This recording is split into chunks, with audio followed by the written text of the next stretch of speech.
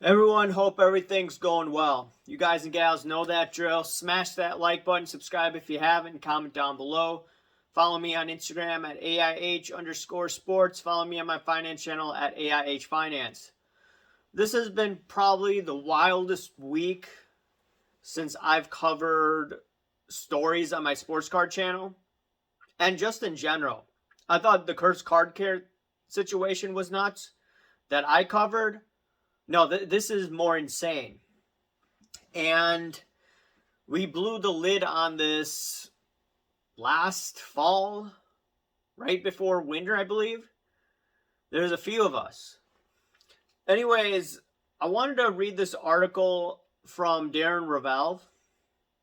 And it's quite amazing how if you work together in this hobby, you can solve the problems that are out there. People say, oh, you're negative this, negative that. This negative situation has turned into a positive, working together. Anyways, I'm going to go to this article by Rovelle, read it. I'm actually in it indirectly, and I'll show you where I'm in it indirectly. Last week, the man who traded the 1986 Fleer box was sent a post on Blowout Cards Forum, posted in July 2021. And by the way, that post from July 2021, that guy who made that post sent me this a while back. And is regarding, I'll read it. Anyways, Rovelle has it in the article. Saying to stay away from a guy named Juan Garcia. And then it says the poster had bought a 1985 Michael Jordan signed star rookie, which I covered, by the way. And he bought it from Garcia in a silver Beckett graded soft case. The card, the signature, and authentication likely all failed.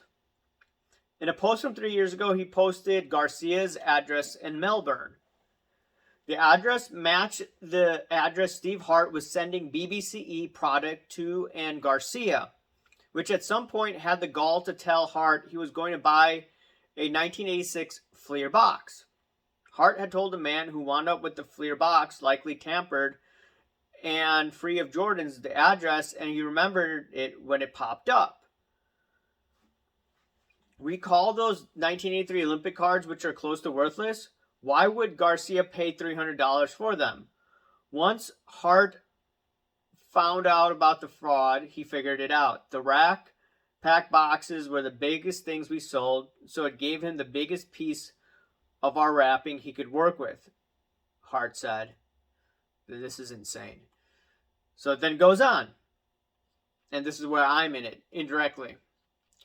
The man who had been defrauded then revisited the recording from his phone that he made when the transaction happened inside the McDonald's and listened to the man's voice. He said he got help from a Cardporn critic who compiled a short video of Garcia's accent. So here's the back end of this. I was going through a bunch of videos of individuals, and we're trying to figure out who this Cardporn was. We knew he is Aussie. And then we're going through Instagram. It's talking to a bunch of people. I found this one clip. And Cardporn was in it. This voice, distinctive voice. I'm not sure. You're going to have to see what they say on. Okay. People want to know how you got in the hobby. He was at the Drake break. Okay? And what else happened was during that time when we're investigating, Dan the Card Man sent me Juan's voice. And it was from a Cherries Collectible video. And shout out to Dan the Card Man. To happen from humble beginnings. Thank you, Juan. No worries. Thanks everyone for tuning in. I hope you enjoyed that. Next time, I'm going to buy some of those $300 ones. If it weren't for him, I wouldn't have been able to confirm this beyond a shadow of a doubt. I had a feeling that it was Juan's voice, but I needed confirmation. And in that, it says, thanks, Juan, from 3 years ago.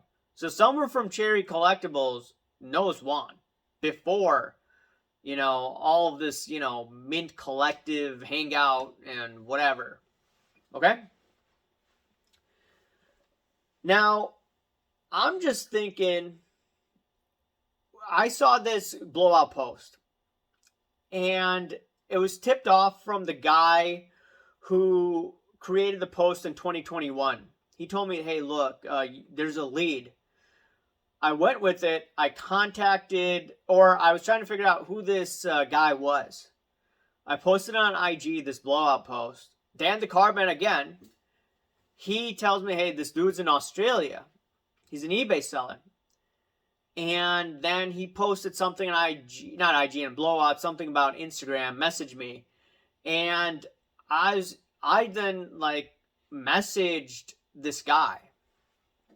I was thinking, hey, let me try to give him the information that I have about Juan.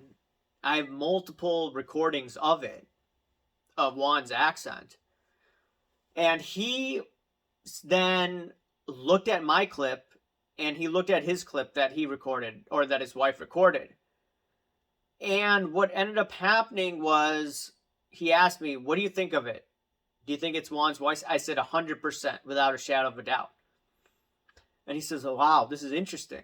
So then he tells me, I think the next day I was sleeping, he said he had an extensive conversation with Darren Rovelle.